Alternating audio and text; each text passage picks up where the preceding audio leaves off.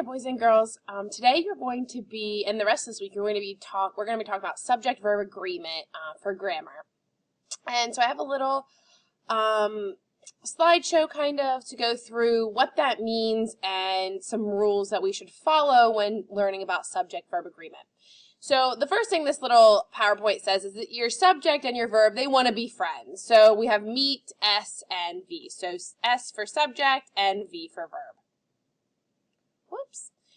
And we have a subject, just a really quick reminder, is the naming part of a sentence. That's the subject. It names who or what the sentence is about. So you have examples down here. We have Andrew always plays soccer. Your subject is Andrew.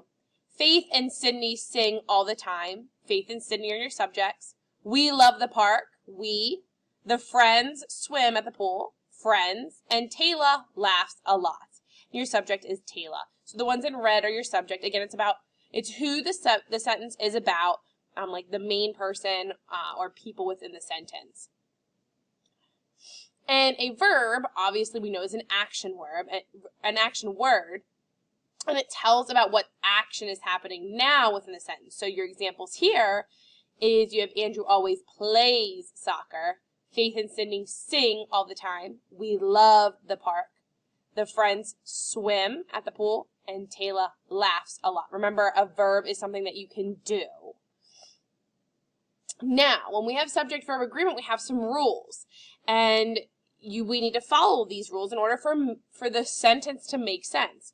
So the first thing is you need to add the letter S to most verbs when the naming part or the subject of a sentence tells about one. So in an easier phrase, you need to add an S when there is only one subject. So for an example, Andrew always, here we go, plays soccer. Taylor laughs a lot. The wind blows. The subject is only one. There's only one thing we're talking about for all of these subjects. Non-examples. It wouldn't make sense to say Andrew always plays soccer. Taylor laugh a lot. The wind blow. Those don't make sense. So your rule is when there is one subject, you have to add that S. So let's go down to the next one. You do not add an S to the verb when the naming part or the subject tells about I, you, or more than one. So for an example, we have Faith and Sydney, that's two people, sing. There's no S there. We, that's more than one, love the park. There's no S there either. The friends, more than one, swim at the pool. No S. It wouldn't make sense to say Faith and Sydney sings all the time. We loves the park.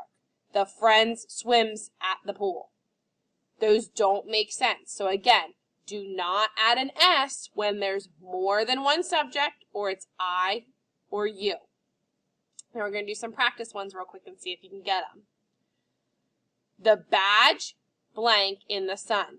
So again, remember our rule. If it's one, you need to add an S. If it's more than one, you don't add an S. So we have badge. That's only one thing. That means it needs an S. So the badge shines in the sun. I blank my key on a rock.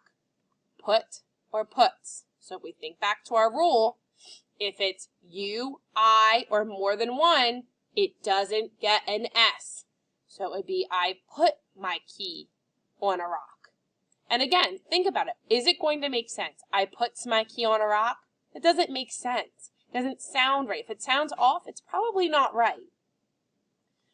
The friends blank.